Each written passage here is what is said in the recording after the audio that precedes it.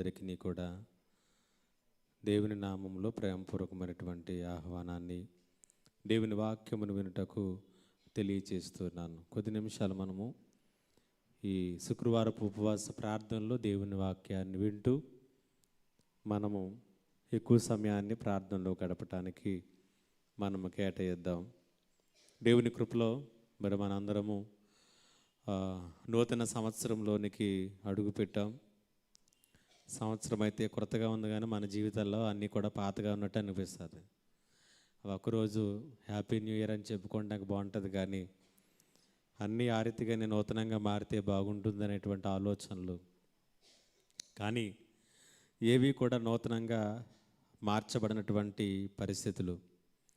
కాబట్టి పాతవి, పాడైపోయినటువంటివి, శిథిలావస్థలోనికి వెళ్ళినటువంటి అనుభవాలు జీవితాల్లో ఇంకా అలాగనే ఉన్నాయి. సో సంవత్సరాలు గడుస్తున్న క్యాలెండర్ మారుతుంది, నెల మారుతుంది, తారీఖులు మారుతున్నాయి, కానీ జీవితంలో పరిస్థితులన్నీ కూడా ఆ రీతిగానే ఉన్నటువంటి విధానాలను మనం చూస్తున్నాం. సో ఇలాంటి పరిస్థితుల గురించి ఆలోచన చేసినప్పుడు వీటిని ఎట్లాగైనా మనము మార్చగలం, ఏ రీతిగా వాటిని మనం మరలా నూతనమైనటువంటివిగా చేసుకోగలం, మరలా ఎలాగున సంతోషకరమైనటువంటి ఆనందకరమైనటువంటి జీవితాలలోనికి మనం వెళ్ళగలం అనేటువంటి ఆలోచనలు వస్తున్నప్పుడు చాలా సందర్భాల్లో మనం ఉన్నటువంటి పరిస్థితుల గురించి మనం ఆలోచన చేసినప్పుడు ఇంక ఈ పరిస్థితులు మారడం కష్టం అనిపిస్తుంది. వీటిని మనము ఎలాంటి మార్పు చేయలేము అని మనకు అనిపిస్తుంది. ఇంక వీటితో ఇలాంటి పరిస్థితుల మధ్యలో మనం ఏమీ చేయలేము అని మనకు అనిపిస్తూ ఉంటుంది. వాస్తవానికి మన వైపు మనం చూసుకున్నప్పుడు ఈ సమాధానాలన్నీ కూడా 100% వాస్తవమే. కానీ నెహెమ్యా గ్రంథములో మనం చూసినట్లయితే ఇప్పటి వరకు నేను మన జీవితాల్లో ఉన్నటువంటి సమస్యల గురించి చెప్పాను. అట్లాంటి పరిస్థితిని ఒక దేశం ఎదుర్కొన్నటువంటి సందర్భంలో నెహెమ్యా ఆ పరిస్థితులన్నింటినీ కూడా తారుమారు చేశాడు. నెహెమ్యా అలాంటి శిథిలావస్థలో ఉన్నటువంటి ప్రజల యొక్క జీవితాలను తిరిగి మరలా పునరుద్ధరించినట్లుగా మనం చూస్తూ ఉంటాం. పాడైపోయినటువంటి స్థితిలో, శిథిలమైపోయినటువంటి స్థితిలో, నింద అవమానము పొందుతున్నటువంటి స్థితిలో, సో ఎటువంటి సెక్యూరిటీ లేనటువంటి విధానాల్లో జీవిస్తున్నటువంటి ప్రజల కొరకు అతడు చేసినటువంటి గొప్ప పని ఆ రాజ్యాన్ని తిరిగి కట్టింది. అక్కడ ఉన్నటువంటి ప్రజల యొక్క జీవితాలను పునరుద్ధరించారు, పునర్నిర్మించగలిగినాడు. ఆ రీతిగా నెహెమ్యా విజయం సాధించాడు. యెరూషలేము పట్టణంలో ఉన్నటువంటి ప్రజలందరూ కూడా ఈ పరిస్థితులను మార్చలేము అనుకున్నారు. ఇక ఈ పాడైపోయినటువంటి శిథిలావస్థలో ఉన్నటువంటి పట్టణాన్ని తిరిగి కట్టడం అసాధ్యం అనుకున్నారు. కారణం ఏంటంటే వారు ఆ ప్రయత్నాలు చేసి విఫలమయ్యారు. నెహెమ్యా కంటే ముందు నెహెమ్యా గ్రంథంలో యెరూషలేము పట్టణం పాడైపోయి ఉండటం, దాని గోడలన్నీ కూడా పడద్రోయబడి ఉండటం, దాని గుమ్మాలన్నీ కూడా కాల్చబడి ఉండటం, దాని ప్రాకారాలన్నీ పడద్రోయబడి ఉండటం, రాళ్ళన్నీ కుప్పలుగా పేర్చబడి ఉండటం, అక్కడ ఉన్నటువంటి ప్రజలందరూ కూడా నిందను అవమానాన్ని కలిగి జీవించటం అనేటువంటి విషయాలు మొదటి 3 వచనాల్లోనూ మనం చాలా స్పష్టంగా చూస్తూ ఉంటాం. సో ఇది సిచ్యువేషన్. ఈ పరిస్థితులను మార్చడానికి యెరూషలేములో ఉన్నటువంటి వారు చాలా ప్రయత్నాలు చేశారు. ఆ పాడైపోయినటువంటి ప్రాకారం అంతటిని కట్టాలని, అక్కడ ఉన్నటువంటి ప్రజలందరికీ కూడా ఒక భద్రతను కల్పించాలి అని. అయినప్పటికీ కూడా అది చాలా భారంతో కూడుకున్నటువంటిది. వారు చేసి విఫలమయ్యారు. కొన్నిసార్లు శత్రువుల నుంచి ఎదురైనటువంటి వ్యతిరేకతలను బట్టి వాళ్ళు విరమించుకున్నారు. అలాంటి పరిస్థితుల్లో ఈ పట్టణముతో ఏ సంబంధము లేనటువంటి వ్యక్తిగా నెహెమ్యా ఉన్నాడు. ఎందుకంటే నెహెమ్యా కంప్లీట్గా చెరలో పుట్టాడు. నెహెమ్యా కంప్లీట్గా బంధకాల్లోనే ఉన్నాడు. నెహెమ్యా పూర్తిగా ఆయన అక్కడే స్థిరపడిపోయాడు, రాజు దగ్గర గిన్నెందించేవాడుగా. తను పుట్టినప్పుడు, తను పెరుగుతూ ఉన్నప్పుడు తన పూర్వీకులు చెప్పినటువంటి మాటలు, మనకు ఒక పట్టణం ఉన్నది, అక్కడ మన పితరుల సమాధులు ఉన్నాయి. మనకు ఒక పట్టణం ఉన్నది, అది దేవుడు మనకు స్వాస్థ్యంగా ఇచ్చాడు. మనకు ఒక దేవుడు ఉన్నాడు, ఆయన సర్వశక్తిమంతుడు, ఆయన మాట ఇచ్చి తప్పనటువంటి వాడు. ఇట్లాగ వారు పెద్దలు చెప్పినటువంటి మాటల చేత తన విశ్వాసాన్ని బలపరుచుకుని ఆయన ముందు కొనసాగినడే తప్పించి ఈరోజు ఆయన ఈ పట్టణాన్ని చూసినటువంటి వాడు కాదు. అలాంటి వ్యక్తి దగ్గరికి యెరూషలేము నుంచి వచ్చి ప్రజలు చెప్పినప్పుడు ఆ పరిస్థితులన్నిటినీ కూడా మార్చినటువంటి వైనం ఈ నెహెమ్యా గ్రంథము మనకు పూర్తిగా కళ్ళకు కట్టినట్లుగా మనకు చూపిస్తూ ఉంది. సో ఈ రాత్రికాల సమయంలో మనము కూడా ఈ మాటలు వింటున్నప్పుడు మేబీ ఇక్కడ కూర్చున్నటువంటి మన జీవితాల్లో చాలా సందర్భాల్లో లోపలికి చూసుకుని ఆలోచన చేసినప్పుడు, సంవత్సరం మారిపోయింది, హ్యాపీ న్యూ ఇయర్ అనుకున్నాం, రాత్రంతా ఇక్కడ కూర్చొని ఎదుర్కొన్నాం, కానీ నా పరిస్థితులలో ఏ మార్పు లేదు, నా జీవిత గమనంలో ఎటువంటి మార్పులు లేవు, మార్పులు జరుగుతాయి అనేటువంటి ఒక చిన్న ఆశ ఈ సంవత్సరంలోనైనా మారతాయి అనేటువంటి చిన్న ఆలోచన, ఈ సంవత్సరమైనా బాగుంటుంది అనేటువంటి ఒక నిరీక్షణ, ఒక ఆశా కిరణముతోనే మనమందరము కూడా అడుగుపెట్టాం. ఈ సంవత్సరమైనా దేవుడు నన్ను కరుణించకపోతాడా, కృప చూపించకపోతాడా, పరిస్థితులు మారకపోతాయా, నన్ను దేవుడు జ్ఞాపకం చేసుకోకపోతాడనేటువంటి ఒకే ఒక్క నిరీక్షణ. నా పరిస్థితుల్లో మార్పు, నా జీవితంలో మార్పు, నా జీవితంలో మరలా మంచి రోజులు, నా జీవితంలో మరలా ఆనందకరమైనటువంటి దినాలు దేవుడు ఇవ్వకపోతాడనేటువంటి ఒకే ఒక్క నిరీక్షణతో మనం అందరము కూడా అడుగుపెట్టాం. అంతేనా? అందరి జీవితాల్లోనూ కూడా మార్పు పొంది అన్నీ మారిపోయి అడుగుపెట్టామా? లేదు. ఆ బాధ అలాగే ఉంది, ఆ దుఃఖం అలా ఉంది, ఆ వేదన అలాగే ఉంది, ఆ అప్పు అలాగే ఉంది, ఆ కష్టం అలాగే ఉంది. 31వ తారీఖుని మందులు వేసుకున్నావు, 1వ తారీఖుని మందులు వేసుకున్నావు. నూతన సంవత్సరం వచ్చింది కదా, మానేయలేదు కదా, మానలేదు. కానీ ఒక నిరీక్షణ, ఈ సంవత్సరమైనా దేవుడు నా జీవితంలో ఏదో ఒక కార్యాన్ని జరిగిస్తాడు, తప్పక జరిగిస్తాడు, తప్పకుండా జరిగిస్తాడు. అయితే మన యొక్క జీవితాలలో ఆ మార్పునకు అవసరమైనటువంటిది ఏంటో, మన జీవితాలలో అట్లాగున దేవుడు కార్యాలు జరిగించటానికి ఆయనను పురుకొల్పగలిగినటువంటిది ఏంటో, ఆయన మీద అలాంటి ప్రభావాన్ని నువ్వు ఎట్లా చూపించగలవో, ఆ రీతిగా ఆయన కనుదృష్టి నీ వైపు పడేలాగా, ఆయన చెవి నీ మొరకు ఒగ్గేలాగున చెయ్యగలిగినటువంటిది ఏమిటో నెహెమ్యా జీవితంలో నుంచి మనం ఒక ముఖ్యమైనటువంటి పాఠాన్ని నేర్చుకుంటూ ఈ నూతన సంవత్సరంలో మొట్టమొదటి శుక్రవారం నాడు మనమందరము కూడా దేవుని సన్నిధిలో అడుగుపెట్టాం. కాబట్టి ఇట్లాంటి వైఖరితో ఈ సంవత్సరం అంతా కూడా ముందుకు కొనసాగగలిగినట్లయితే ఖచ్చితంగా నీలో నుండి ఎన్నెన్నో సాక్ష్యాలు ఇక్కడ వినిపింపబడతాయి. నీలో జరిగినటువంటి ప్రతి కార్యానికి కారణభూతుడుగా దేవుడు నిశ్చయముగా ఉండగలుగుతాడు. హల్లెలూయా, హల్లెలూయా. కాబట్టి నెహెమ్యా ఇలాంటి పరిస్థితులలో యెరూషలేము ఉన్నప్పుడు, ఇలాంటి పరిస్థితుల్లో అక్కడ ప్రజలందరూ కూడా ఉన్నప్పుడు అతడు చేసినటువంటి మొట్టమొదటి పనిని గురించి ఈ మొదటి అధ్యాయంలోనే మనకు తెలియచేస్తుంది. అతడు ఏం చేశాడంట, 4వ వచనంలో చాలా స్పష్టంగా మనం చూస్తున్నాం. ఈ మాటలు వినినప్పుడు నేను కూర్చుండి ఏడ్చి కొన్ని దినములు దుఃఖముతో ఉపవాసముండి ఆకాశమందలి దేవుని ఎదుట విజ్ఞాపన చేసి తిని. కాబట్టి ఇలాంటి పరిస్థితులలో ఆయన తిరిగి మరలా ఆయన చేతుల్లోనికి తీసుకోవడానికి, లేకపోతే చెయ్యి దాటిపోయినట్లుగా అనిపించినటువంటి పరిస్థితులన్నింటినీ కూడా తిరిగి మరలా ఆయన హ్యాండ్స్లోనికి తీసుకుని ఆయన వాటన్నిటినీ కూడా మరలా చక్కపరచడానికి, చక్కదిద్దటానికి, యథావిధిగా మళ్ళా వాటన్నిటినీ కూడా చేయటానికి అతడు చేసినటువంటి మొట్టమొదటి పని ఏంటంటే ఉపవాసముతో ప్రార్థన చేశాడు. విశ్వాస జీవితంలో ఉపవాసము, ప్రార్థన ఇవి రెండూ కూడా చాలా ప్రాముఖ్యమైనటువంటివి. మేము చాలా సంవత్సరాలుగా ప్రార్థన చేస్తున్నాం. మీరు ఇక్కడికి వచ్చిన దగ్గర నుంచి ప్రార్థన గురించి చెబుతూనే ఉన్నారు. కానీ ఆ ప్రార్థనలో ఎట్లాంటి విధానాలు కూడా మా జీవితాల్లో కనపడడం లేదు. లేకపోతే ఆ ప్రార్థన మా జీవితాలలో ఏ రీతిగాను ప్రభావం చూపించినట్లుగా మాకు కనిపించటం లేదు అనేటువంటి విధానాలు, ఆలోచనలు ఒకవేళ మనకు రావచ్చు. పదే పదే ఒక అంశాన్ని గురించి వినటం కొంత బోరుగా ఉండొచ్చు, బోరు కొట్టినట్టుగా ఉండొచ్చు.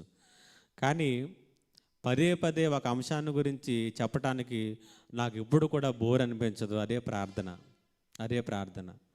దాని గురించి ఎంత మాట్లాడినా మాట్లాడాలనిపిస్తుంది. దాని గురించి ఎంత చర్చించవలసినటువంటి అవసరత ఉన్నది. ఎందుకంటే దానిలో అంత శక్తి ఉన్నది, దానిలో అంత శక్తి ఉన్నది. కాబట్టి దేవుని మీద అంత ప్రభావాన్ని నెహెమ్యా ప్రార్థన చూపించగలగటానికి కారణాలు ఏంటి? నెహెమ్యా ఈ మొదటి అధ్యాయంలో ప్రార్థన చేశాడు. రెండవ అధ్యాయంలో రాజు దగ్గర నుంచి జవాబు వచ్చింది. తర్వాత అధ్యాయంలోనికి వెళ్ళేసరికి రెండవ అధ్యాయంలోనే అతడు యెరూషలేమునకు వెళ్ళాడు. అక్కడ ఉన్నటువంటి వారందరినీ కూడా బలపరిచాడు. అక్కడ ఉన్నటువంటి వారి జీవితాలన్నింటినీ కూడా పునరుద్ధరించి ఆయన ఈ పనులు ప్రారంభించాడు. 4వ అధ్యాయంలోనికి వచ్చేసరికి ఆ పనులకు ఆటంకాలు కలిగాయి. ఆటంకాలను అధిగమించుకుంటూనే ఆ పనులన్నింటినీ కూడా చేసుకుంటూ వచ్చాడు. 6వ అధ్యాయంలోనికి వచ్చేసరికి అతడు చేయాలనుకున్నటువంటి పనులన్నింటినీ కూడా ముగించేశాడు. హల్లెలూయా. ఇంతగా దేవుని యొక్క సహాయాన్ని, శక్తిని పొందుకొని నెహెమ్యా అంత అద్భుతంగా, అంత భారమైనటువంటి పనిని ఎట్లాగున చేయగలిగాడు అని అంటే అలాగున అతని చేత చేయించినది అతడు చేసినటువంటి ప్రార్థన. ఏం ప్రార్థన చేశాడు అనేటువంటి దానికంటే కూడా ఎలా ప్రార్థన చేశాడు అనేటువంటిది చాలా ప్రాముఖ్యమైనటువంటిది.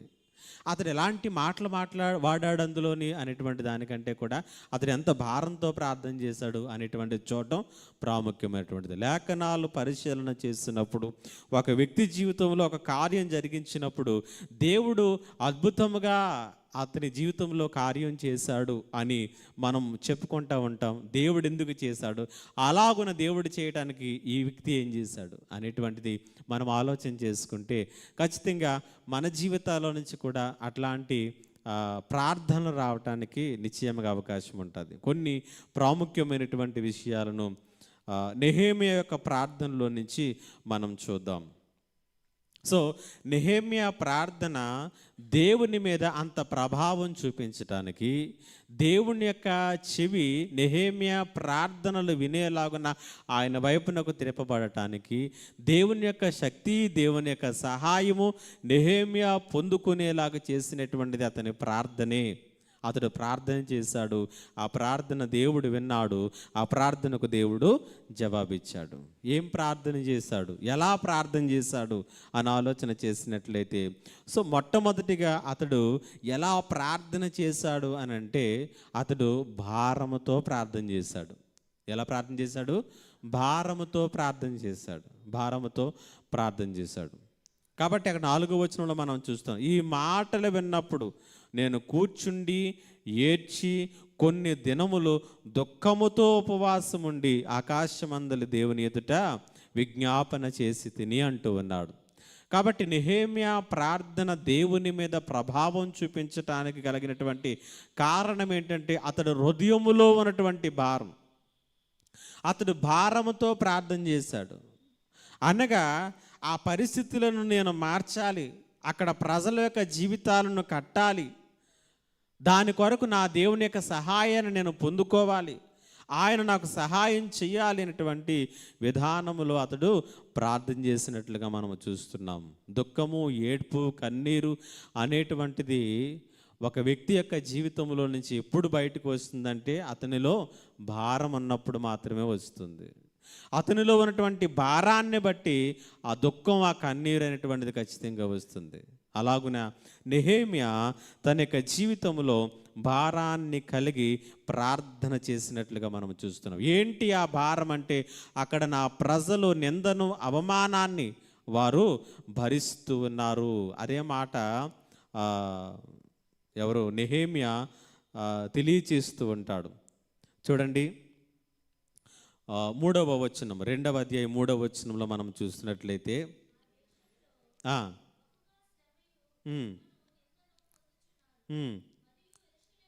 2వ అధ్యాయం 3వ వచనం, నేను మిగుల భయపడి రాజు చిరంజీవి యగునుగాక, నా పితరులుండు పట్టణము పాడైపోయి దాని గుమ్మములను అగ్ని చేత కాల్చబడి ఉండగా నాకు దుఃఖము లేకపోవునా అంటూ ఉన్నాడు. ఇది అనుకున్నటువంటి భారం. నా పితరుల సమాధులు ఉండేటటువంటి పట్టణం పాడైపోయింది, దాని గుమ్మములన్నీ కూడా అగ్ని చేత కాల్చబడ్డాయి, కాబట్టి నాకు దుఃఖము లేకుండా ఎలా ఉంటుంది. అతనికి ఉన్నటువంటి భారం ఏంటంటే ఆ పట్టణాన్ని బాగు చేయాలి, అక్కడ ఉన్నటువంటి ప్రజల యొక్క జీవితాలను మరలా పునరుద్ధరించాలి అనేటువంటి భారం నెహెమ్యాలో ఉన్నది. దేవుడు నెహెమ్యా యొక్క ప్రార్థనలో ఆ భారాన్ని చూశాడు. కాబట్టి ప్రియమైనటువంటి దేవుని బిడ్డలారా, మన జీవితాలలో కూడా దేవుడు మన ప్రార్థనల వైపునకు తిరగాలనుకున్నప్పుడు ఆ భారంతో మనం ప్రార్థన చేయాలి. ఎప్పుడైతే మనము అటువంటి భారముతో మనం ప్రార్థన చేయగలుగుతామో దేవుడు నిశ్చయముగా మన ప్రార్థనలకు చెవియొగ్గుతాడు. ఇక రెండవదిగా, నెహెమ్యా ప్రార్థన అంత ప్రభావవంతంగా ఉండటానికి రెండవ కారణం ఏంటంటే, అతడు ప్రార్థన చేస్తున్నప్పుడు దేవుడు ఎవరో, ఆయన ఎలాంటి వాడో గుర్తిస్తూ ప్రార్థన చేశాడు.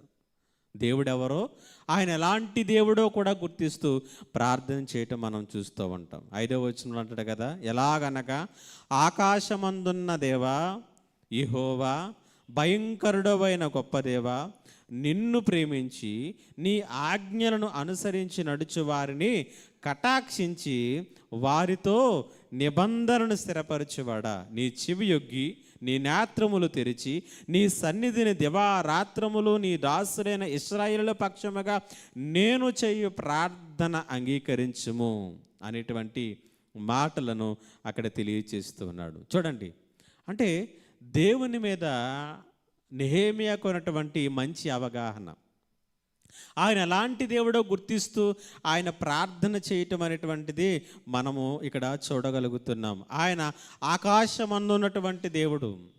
ఆయన ఆకాశము నుండి కన్నులు ఆ భూమి వైపునకు ఆయన కన్నులు చూస్తూ ఉన్నాయి. మంచివారిని చెడ్డవారిని ఆయన చూస్తూ ఉన్నటువంటి దేవునిగా ఉన్నాడు. ఆయన ఆకాశమందు ఉన్నటువంటి దేవుడు. ఇంకొక రెండవ మాట ఏమంటున్నాడు, భయంకరుడవైన గొప్ప దేవా, నువ్వు భయంకరుడవైనటువంటి గొప్ప దేవుడవు. అనగా పాపాన్ని ఉపేక్షింపవు, పాపిని కూడా ఉపేక్షింపవు, పాపిని తృణీకరించవు, పాపాన్ని ఉపేక్షింపవు. అలాగున నీ భయంకరమైనటువంటి తీర్పులను పాపము చేసినటువంటి దేశాల మీద కుమ్మరించావు. అలాగునే నీ గొప్ప దయను పశ్చాత్తాపడినటువంటి వారికి నీవు అనుగ్రహించావు. 3వది, నిన్ను ప్రేమించి నీ ఆజ్ఞలను అనుసరించి నడుచు వారిని కటాక్షించి వారితో నిబంధన స్థిరపరచువాడు. నెహెమ్యా యొక్క అవగాహన, దేవుణ్ణి ప్రేమించేటటువంటి వారి ఎడల, ఆయన ఆజ్ఞలను అనుసరించి ప్రేమించి నడుచుకునేటటువంటి వారి ఎడల ఆయన కటాక్షము చూపించేవాడు, నిబంధనను స్థిరపరిచేటటువంటి వాడు. దావీదునకు దేవుడు తన దయను అనుగ్రహించాడు, దావీదుతో దేవుడు తన నిబంధన స్థిరపరిచాడు. అబ్రహామునకు దేవుడు తన దయను కనపరిచాడు, అబ్రహాముతో దేవుడు తన నిబంధనను స్థిరపరిచినట్లుగా మనం చూస్తూ ఉన్నాం. ఈ రీతిగా నీవు ప్రార్థన చేస్తున్నప్పుడు నీ దేవుడు ఎవరో అనేటువంటి ఒక తృష్ణ కలిగి, లేకపోతే ఒక మంచి అవగాహనతో మనం ప్రార్థన చేయటం అనేటువంటిది, ఆయన ఎలాంటి దేవుడు అనేటువంటి దాని మీద ఒక అవగాహన కలిగి మనం ప్రార్థన చేసినప్పుడు ఆ ప్రార్థనలకు దేవుడు ప్రతిఫలం ఇస్తాడు. ఇంకేమంటున్నాడు 6వ వచనంలో, నీ చెవియొగ్గి నీ నేత్రములు తెరిచి నీ సన్నిధిని దివారాత్రములు నీ రాసులను ఇశ్రాయేలు పక్షముగా నేను చేయు ప్రార్థన అంగీకరించు. ఇక్కడ ఇంకొక విషయాన్ని నెహెమ్యా గమనించాడు. ఆయన ప్రార్థన చేస్తే వినేవాడు, ఆయన తన ప్రజలను చూచేటటువంటి దేవుడు. ఆయన చూచేవాడు, వినేవాడు, స్పందించేటటువంటి దేవుడు. కాబట్టి ఇట్లాంటి దేవునికి నీవు నేను కూడా ప్రార్థన చేస్తున్నాము అనేటువంటి అవగాహన మనలో ఉండాలి. కాబట్టి దేవుడు ఎవరో గుర్తిస్తూ ప్రార్థన చేయటం మనం నేర్చుకోవాలి. మనం ఎలాంటి దేవునికి ప్రార్థన చేస్తున్నాము? ఆయన మాట్లాడే దేవుడు, వినే దేవుడు, చూచే దేవుడు, స్పందించే దేవుడు. ఐగుప్తులు 420 సంవత్సరాలు బానిసత్వంలో ఉండిపోయినటువంటి వారి దగ్గరకు మోషేను పంపిస్తూ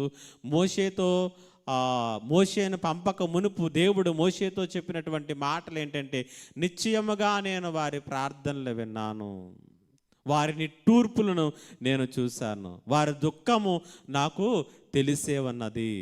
కాబట్టి నేను చూచాను, నేను విన్నాను, కాబట్టి నేను విడిపించటానికి దిగి వచ్చాను అనేటువంటి 3 మాటలను కూడా ఆయన మోషేతో తెలియచేయటం మనం చూస్తూ ఉన్నాం. అట్లాంటి అవగాహనతోని ఇక్కడ నెహెమ్యా కూడా ప్రార్థన చేస్తున్నాడు. నీ దాసులు ప్రార్థన చేస్తున్నప్పుడు వారి ప్రార్థనలు వినే దేవుడవు, వారి నిట్టూర్పులు చూచేటటువంటి దేవుడు, వారిని విడిపించడానికి దిగి వచ్చేటటువంటి దేవుడు అనేటువంటి గుర్తింపుతో, గ్రహింపుతో నెహెమ్యా ప్రార్థన చేశాడు. కాబట్టి అతని ప్రార్థన ఫలితాలను సాధించింది, అతని ప్రార్థన జవాబును తీసుకుని వచ్చింది, అతని యొక్క ప్రార్థన ప్రభావవంతంగా పనిచేసినట్లుగా మనం చూస్తూ ఉన్నాం. ఇక 3వదిగా నెహెమ్యా ప్రార్థన అంత ప్రభావముగా ఉండటానికి 3వ కారణం ఏంటంటే, ఆ 6వ వచనంలో 2వ భాగం, నీకు విరోధముగా పాపము చేసిన ఇశ్రాయేలు కుమారుల దోషమును ఒప్పుకొనుచున్నాను, నేనును నా తండ్రి ఇంటి వారును పాపము చేసి ఉన్నాము, నీ ఎదుట బహు అసహ్యముగా ప్రవర్తించితిమి, నీ సేవకుడైన మోషే చేత నీవు నిర్ణయించిన ఆజ్ఞలనైనను కట్టడలైనను విధులనైనను మేము గైకొనకపోతిమి. దేవుని సన్నిధిలో తగ్గించుకుంటూ తన పితరుల పాపముల గురించి, తన కుటుంబస్తుల పాపములను గురించి, దేవుని ఎదుట అసహ్యత కలిగేలాగా ప్రవర్తించినటువంటి ప్రవర్తన అంతటి గురించి కూడా దేవుని సన్నిధిలో తగ్గింపుతో వాటన్నిటి కొరకు ఆయన ఒప్పుకుంటూ ప్రార్థన చేశాడు. తన దోషములన్నిటిని ఒప్పుకుంటూ, పాపములన్నిటిని ఒప్పుకుంటూ ప్రార్థన చేసినట్లుగా మనం చూస్తున్నాం. వాస్తవానికి అక్కడ యెరూషలేములో నెహెమ్యా లేడు. అక్కడ వారు నిజంగానే దేవునికి ఆయాసకరంగా జీవించారు, దేవునికి అసహ్యత కలిగించేటటువంటి పనులు చేశారు. దేవుడు వారికి ఇచ్చినటువంటి ధర్మశాస్త్రమునైనా ఆజ్ఞలనైనా కట్టడలనైనా విధులనైనా వారు గైకొనకుండానే వారు జీవించారు. కానీ నెహెమ్యాకు అందులో ఒక పూసుకు పుల్లంత ప్రమేయం కూడా లేదు, ఎందుకంటే నెహెమ్యా అక్కడ లేడు. అయినప్పటికీ కూడా వారందరి పక్షముగా తాను కూడా వారిలో ఒకనిగా ఎంచుకుని వారందరి పక్షముగా ఒకటి విజ్ఞాపన చేస్తూ, నేను ఆ దోషములన్నిటినీ కూడా ఒప్పుకుంటూ ఉన్నాను,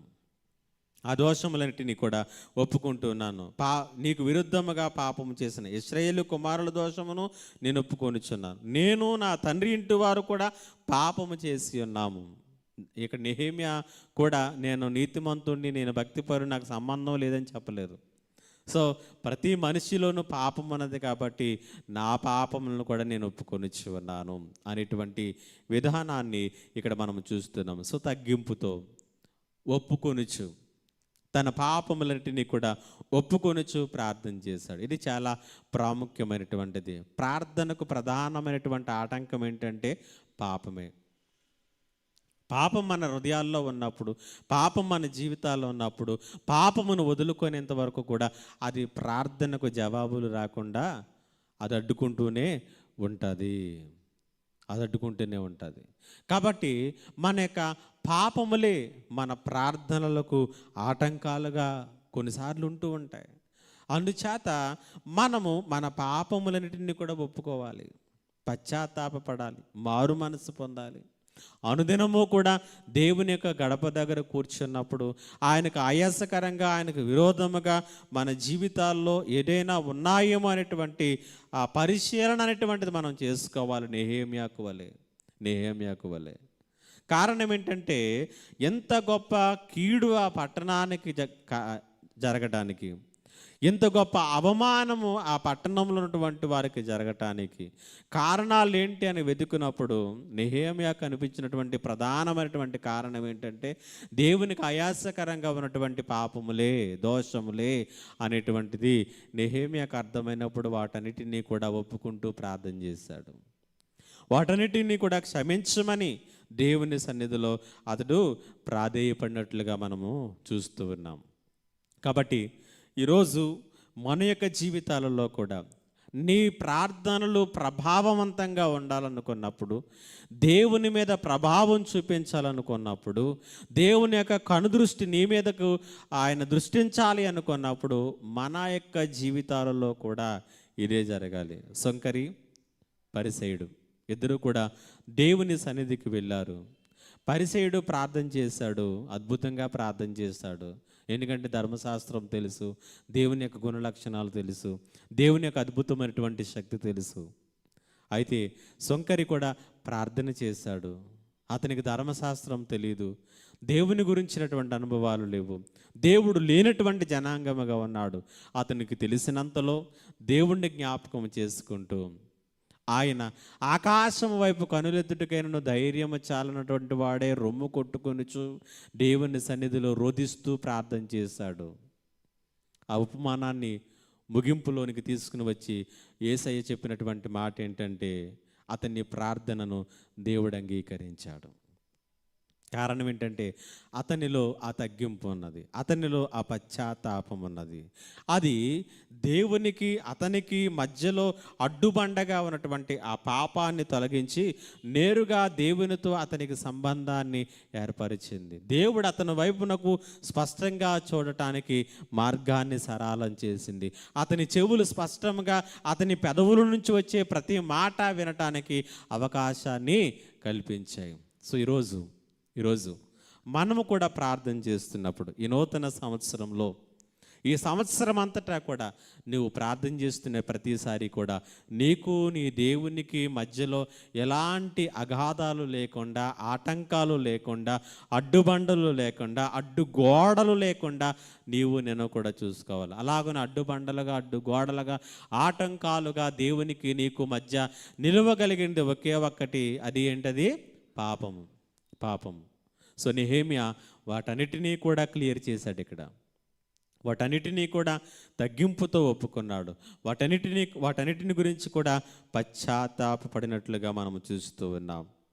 ఇక 4వదిగా మనము చూసినట్లయితే 8వ వచనములో నెహెమ్యా తన ప్రభావవంతమైనటువంటి ప్రార్థన కలిగినటువంటి కారణాన్ని ఇక్కడ చూస్తాం. నీ సేవకుడైన మోషేతో నీవు సెలవిచ్చిన మాటను జ్ఞాపకము తెచ్చుకొనుము.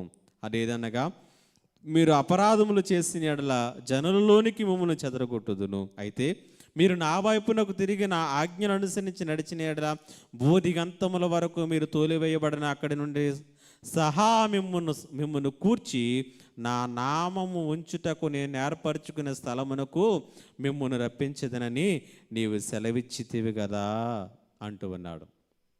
సో ఇక్కడ 2 విషయాలు. ఒకటి, దేవుని యొక్క వాగ్దానములను జ్ఞాపకము చేస్తూ అతడు ప్రార్థన చేశాడు. దేవుని యొక్క వాగ్దానాన్ని ఎత్తుపట్టుకొని ప్రార్థన చేస్తూ ఉన్నాడు. కాబట్టి వాస్తవంగా అక్కడ మనం చూసినట్లయితే ఏమంటూ ఉన్నాడు? 8వ వచనంలో, నీ సేవకుడైన మోషేతో నీవు సెలవిచ్చిన మాటను జ్ఞాపకము తెచ్చుకొనుము అనేటువంటి మాట మాట్లాడుతున్నాడు. ఇక్కడ ఒక ప్రశ్న రావచ్చు, దేవుడు మాటిస్తే మర్చిపోతాడా? మరలా మనం ఆయన జ్ఞాపకం చేయాలా? నువ్వు ఎలా చెప్పావు కదా అనేసి, ఒకవేళ ఆయనకి ఏమన్నా అంత మతుమరుపు ఉన్నదా అనేటువంటి విధానంలో మనం ఆలోచన చేయొచ్చు. ఎందుకంటే అక్కడ రాయబడినటువంటి మాట. సో వాస్తవంగా అక్కడ రాయబడినటువంటి మాట యొక్క వాస్తవమైనటువంటి అర్థం ఏంటంటే, దేవుడు ఇచ్చినటువంటి వాగ్దానాలను నెహెమ్యా జ్ఞాపకం చేసుకుంటూ ప్రార్థన చేశాడు. దేవునికి ఏమీ జ్ఞాపకం చేయనవసరం లేదు, ఆయనకు అన్నీ గుర్తే. కానీ దేవుడు ఆ వాగ్దానములు నెరవేర్పులోనికి తీసుకుని రాలేకుండా ఆటంకాలుగా ఉన్న వాటిని మనం క్లియర్ చేసుకున్నప్పుడు మరలా ఆయన తన పనిలో నిమగ్నం అవుతాడు. 430 సంవత్సరాల తర్వాత మరలా ఇశ్రాయేలుని చూడడానికి కారణం ఏంటంటే, ఆయన మరలా పనిలోనికి దిగడానికి కారణం ఏంటంటే, మరలా వారి వైపునకు చూచి అబ్రహాముతో చేసినటువంటి వాగ్దానాలను జ్ఞాపకం చేసుకోవడానికి కారణం ఏంటంటే, అప్పుడు వరకు కూడా వారు దేవునికి వెన్ను చూపిస్తూ ఉన్నారు.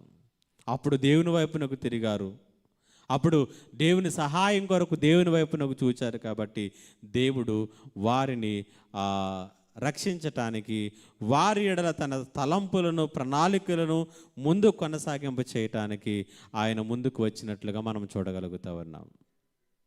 ఈ రాత్రికాల సమయంలో ఈ మాటలు వింటున్నటువంటి మనము కూడా ప్రార్థన చేస్తున్నప్పుడు దేవుడిచ్చినటువంటి వాగ్దానాలను జ్ఞాపకం చేసుకుంటూ, ఆయన ఎలాంటి దేవుడో, ఏం చేస్తానని చెప్పాడో జ్ఞాపకం చేసుకుంటూ మనం ప్రార్థన చేయటం అనేటువంటిది చాలా ప్రాముఖ్యమైనటువంటిది. కాబట్టి ఆయన చేసినటువంటి వాగ్దానం, దేవా నీవు మోషేతో నీవు సెలవిచ్చావు, అవేంటో ఒకసారి జ్ఞాపకం చేసుకో. మేము నిజంగానే అపరాధములు చేశాము, మమ్మల్ని నువ్వు బూదిగంతముల వరకు విసిరివేశావు, ఇప్పుడు మేము వాటన్నిటినీ కూడా ఒప్పుకుంటూ ఉన్నాం. కాబట్టి నువ్వు మాట ఇచ్చావు, మాకు ఒప్పుకొని విడిచిపెట్టి నా వైపునకు తిరిగినప్పుడు నేను ఎంత దూరం వారిని విసిరివేశానో మరలా వారందరినీ కూడా సమకూరుస్తానన్నావు. కాబట్టి ఇదిగో నీ వాగ్దానాన్ని నేను జ్ఞాపకం చేసుకుంటూ నేను ప్రార్థన చేస్తున్నాను. సో ఈరోజు మనం ప్రార్థన చేస్తున్నప్పుడు దేవుని యొక్క వాగ్దానాలను జ్ఞాపకం చేసుకుంటూ, ఆయన మాట ఇచ్చి మాట తప్పనటువంటి దేవునిగా ఎట్లాగున ఉన్నాడో మనం ఆలోచన చేసుకుంటూ మనం ప్రార్థన చేయగలిగిన నాడు ఆ ప్రార్థనలన్నీ కూడా ప్రభావవంతంగా ఉంటాయి. ఆ ప్రార్థనలన్నీ కూడా అద్భుతంగా పనిచేస్తాయి. ఆ ప్రార్థనలు దేవుని దగ్గర నుంచి జవాబులు తీసుకుని వస్తాయి. శిథిలమైన, పతనమైన, పాడైపోయినటువంటి స్థితిలో ఉన్న దేనినైనా మనంగా బాగు చేసుకోవటానికి దేవుడు సహాయం చేస్తాడు. కాబట్టి ఎవరో వచ్చి ఏదో చేస్తారు, ఎవరో వచ్చి ఏదో సహాయం చేస్తారని నెహెమ్యా చూస్తూ కూర్చోలేదు. కానీ తానే దానికి ఎందుకు సహాయకుడిగా ఉండకూడదు అనేటువంటి విధానంలో ఆలోచన చేయటం మొదలుపెట్టాడు. ప్రియమైనటువంటి దీని బిడ్డలారా, ఇక చివరిగా అతని ప్రార్థన అంత ప్రభావవంతంగా ఉండటానికి చివరి కారణం ఏంటంటే, అతడు రాజుతో మాట్లాడకముందు దేవునితో మాట్లాడాడు. రాజుతో మాట్లాడకముందు దేవునితో మాట్లాడాడు. కాబట్టి అతనికి కావలసినటువంటి సహాయం అంతా కూడా వచ్చేది రాజు దగ్గర నుంచే. రాజు గనక తనకు సహాయం చేయకపోతే ఎంత మాత్రమునో కూడా ఆ భారమైనటువంటి పనిని చేసేటటువంటి అవకాశాలు ఓ కోశాన్ని కూడా అతనికి లేవు. ఎందుకంటే ఆర్థిక పరముగా కావచ్చు, లేకపోతే అక్కడ కట్టడానికి ఉన్నటువంటి ఆటంకాలను కావచ్చు అధిగమించడానికి రాజు దగ్గర నుంచి అతడికి సమస్తము కూడా లభించగలదు. అలాగని రాజుతో ఆయన డైరెక్ట్గా మాట్లాడలేదు. అతడు రాజుతో మాట్లాడక మునుపు దేవునితో మాట్లాడినట్లుగా మనం చూస్తూ ఉన్నాం. సో ఈరోజు మన సమస్యలను గురించి, మనం ఉన్నటువంటి పరిస్థితులను గురించి ఎవరెవరితోనైనా మాట్లాడే ముందు మనం మన దేవునితో మాట్లాడడం నేర్చుకోవాలి. ఆ సమస్యలను మనం దేవునికి చెప్పటం నేర్చుకోవాలి. ఆ సమస్యలను గురించి దేవునికి ఎదుట విజ్ఞాపన చేయటం అనేటువంటిది మనం నేర్చుకోవాలి. ఎప్పుడైతే ఈ 5 అంశాలు కూడా నీ ప్రార్థనలో మిళితమై ఉంటాయో, ఈ 5 అంశాలు కూడా నీ ప్రార్థనకు ఆధారంగా ఉంటాయో, అప్పుడు మన ప్రార్థనలు ప్రభావవంతంగా ఉంటాయి. ఇలాగున ప్రార్థన చేసినటువంటి ఆయన చాలా సుదీర్ఘమైనటువంటి పని, వాస్తవంగా అంత భారమైనటువంటి పనిని జరిగించడానికి కొన్ని నెలలు ఖచ్చితంగా పడుతుంది, డే అండ్ నైట్ కంటిన్యూగా చేస్తేనే.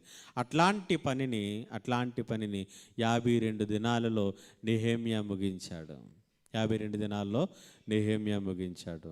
దాని కొరకు ఆయన 4 నెలలు ఉపవాసముతో ప్రార్థన చేశాడు.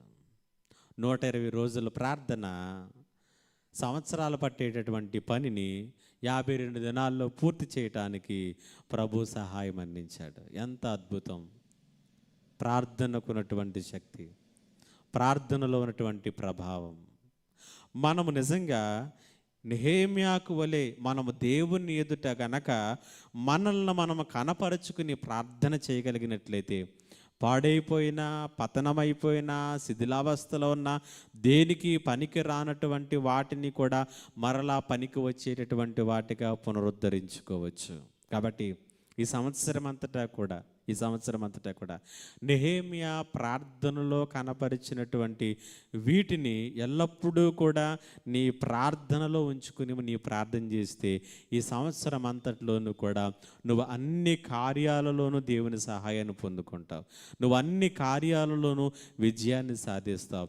అన్ని కార్యాలను తిరిగి మరలా నువ్వు యథాస్థితికి తీసుకుని రాగలుగుతావు. మన జీవితాలలో ఏ పరిస్థితులను అయితే మార్చలేమనుకుంటున్నామో, మార్పు రావనుకుంటున్నామో, వీళ్ళు మారరు అనుకుంటున్నామో, వీళ్ళకి మారు మనసు రాదు అనుకుంటున్నామో, లేకపోతే వీరి జీవితాల్లో నుంచి, వ్యసనాల నుంచి బయటకు రాలేరు అనుకుంటున్నామో, ఈ స్థితిగతులను మార్చటం దేవుని తరం కూడా కాదు అన్నట్లుగా మన మీద ప్రభావం చూపిస్తున్నాయో, వాటన్నిటిని కూడా ప్రక్కన పెట్టి నెహెమ్యా ఎలాగున ప్రార్థన చేశాడో అలాగున మనం కూడా ప్రార్థన చేయటం. నెహెమ్యా తన జీవితాన్ని దేవునికి ఎలా కనపరుచుకున్నాడో అలాగున మన జీవితాలను కనపరచగలిగినప్పుడు మన ప్రార్థనలు ప్రభావవంతంగా ఉంటాయి, దేవుని మీద ప్రభావాన్ని చూపిస్తాయి. దేవుని యొక్క కనుదృష్టి మన వైపునకు తిరపబడుతుంది. దేవుడు మన ప్రార్థనలకు తన చెవియొగ్గి ఆ ప్రార్థనలన్నింటినీ కూడా ఆలకిస్తాడు. కాబట్టి ఈ లోకంలో మనుషులముగా మన బలంతో, మన శక్తితో, మన జ్ఞానముతో, మనకున్నటువంటి సామర్థ్యాలతో, మనకున్నటువంటి సంబంధాలతో చేయలేనటువంటి పనులన్నీ కూడా ప్రార్థన ద్వారా చేయగలం. కాబట్టి ఆ రీతిగా నీ జీవితంలో ఏదైతే శిథిలమైపోయిన స్థితిలో ఉందనుకుంటున్నావో, పతనమైపోయిన స్థితిలో ఉందనుకుంటున్నావో, పాడైపోయినటువంటి స్థితిలో ఉందనుకుంటున్నామో, ఎవరు ఏమీ చేయలేవు అనేటువంటి పరిస్థితుల్లో ఆలోచన చేస్తున్నావు, వాటన్నిటినీ కూడా మార్చగలదు, తీర్చగలదు, మలచగలదు, నూతనపరచగలదు. ఏంటది? ప్రార్థన. కాబట్టి ప్రియమైన దేవుని బిడ్డలారా, నూతన సంవత్సరంలో మొట్టమొదటి శుక్రవారం నాడు పరిశుద్ధాత్మ దేవుడు నెహెమ్యా యొక్క ప్రార్థనా జీవితాన్ని మన ముందు ఉంచి అతడు చేసినటువంటి అద్భుతమైనటువంటి ప్రార్థనలో ఏమేమి ఉన్నాయో, ఎట్లాగున నెహెమ్యా ప్రార్థన చేసి విజయం సాధించాడో మనకు తెలియచేస్తున్నాడు. మనము కూడా ఆ రీతిగా మన జీవితాలలో దేవుణ్ణి గుర్తిస్తూ ఆయన భారముతో, దేవుడెవరో గుర్తిస్తూ, ఆయన సన్నిధిలో మనం తగ్గించుకుంటూ, ఆయన యొక్క వాగ్దానాలను జ్ఞాపకం చేసుకుంటూ, ఆయనతో మాట్లాడిన తర్వాతే మనుషులతో మాట్లాడడానికైనా, సమస్యల విషయంలో జోక్యం చేసుకోవటానికైనా, లేకపోతే సమస్యను సరిచేయడానికైనా మనము ఒక అడుగు ముందుకు వేసినప్పుడు ఖచ్చితంగా దేవుడు అన్ని విషయాల్లోనూ కూడా సహాయం చేస్తాడు. ఆ రీతిగా ఈ సంవత్సరం అంతట్లోనూ కూడా మన ప్రార్థనలు ఎవరి ప్రార్థనల వల్లే తీర్చిదిద్దబడాలి? నెహెమ్యా ప్రార్థనల వల్లే తీర్చిదిద్దబడాలి. కాబట్టి ఈ సంవత్సరానికి దేవుడు మనకిచ్చినటువంటి వాగ్దానం, లేకపోతే ఈ సంవత్సరంలో మన యొక్క జీవితాలను కట్టుకోవటానికి, ఈ సంవత్సరం అంతట్లోనూ ఎదురయ్యేటటువంటి ప్రతికూలమైనటువంటి పరిస్థితిని అధిగమించడానికి, ఈ సంవత్సరం అంతట్లోనూ కూడా ఊహించినటువంటి ఊహాత్మకమైనటువంటి సంఘటనలో నిలబడటానికి నెహెమ్యా ప్రార్థనను మనకు దేవుడు ఒక సందేశంగా వినిపిస్తున్నాడేమో. ఈ నెహెమ్యా ప్రార్థనని ఈ సంవత్సరం అంతటా కూడా నీ కళ్ళెదుట ఉంచుకో, నీ హృదయంలో ఉంచుకో. అన్ని విషయాల్లోనూ కూడా ఎక్కడా కూడా కురింగిపోకుండా దేవుని సన్నిధిలో కూర్చోవటం నేర్చుకో, దేవుని సన్నిధిలో మొరపెట్టడం నేర్చుకో. నెహెమ్యా వలె ప్రార్థించడం నేర్చుకున్నప్పుడు పరిస్థితులన్నింటినీ కూడా ఎవరో వచ్చి మార్పు చేయరు, మనమే మార్పు చేసుకోగలుగుతాం. మనంతటా మనమే వాటిని తీర్చిదిద్దుకోగలుగుతాం. దేవునికి మహిమకరంగా మన జీవితాలను చూపించగలుగుతాం. సో ఆ రీతిగా మనము మన ప్రార్థనా జీవితాలను మనము కొనసాగింప చేద్దాం. సో నెహెమ్యా ప్రార్థన ఈ సంవత్సరానికి మన వాగ్దానం అయి ఉంటున్నది. ఆ రీతిగా మనము నెహెమ్యా లాంటి ప్రార్థన చేద్దాం, నెహెమ్యా వలె ప్రార్థన చేద్దాం. ప్రార్థనలకు ప్రతిఫలములు పొందుదాం, దేవుని యొక్క సహాయాన్ని పొందుకుందాం. పరిశుద్ధాత్మ దేవుడు అలాంటి కృపను మనందరికీ అనుగ్రహించునుగాక. ఆమేన్. ప్రార్థన చేసుకుందాం. తల వంచి కళ్ళు మూసుకొని రాత్రికాల సమయంలో ఆయన తన వాక్కును మనకు వినిపింపచేసి ఉంటుండగా దేవుడు తన దాసులమైనటువంటి మన ఎడల తన కనికరాన్ని, తన కృపను చూపిస్తూ మన ప్రార్థనా జీవితాలను బలపరచడానికి, మన ప్రార్థనా బలిపీఠాలను పటిష్టపరచుకోవటానికి, మన ప్రార్థనా పునాదులను స్థిరపరచుకోవటానికి ఒక ప్రార్థనాపరుడైనటువంటి నెహెమ్యా ప్రార్థన మన ముందుంచి నెహెమ్యా ప్రార్థనలలో ఉన్నటువంటి ప్రభావమునకు గల కారణాలను తెలియచేస్తూ ఉండగా మనము కూడా వాటిని అవలంబిస్తూ ప్రార్థన చేద్దాం.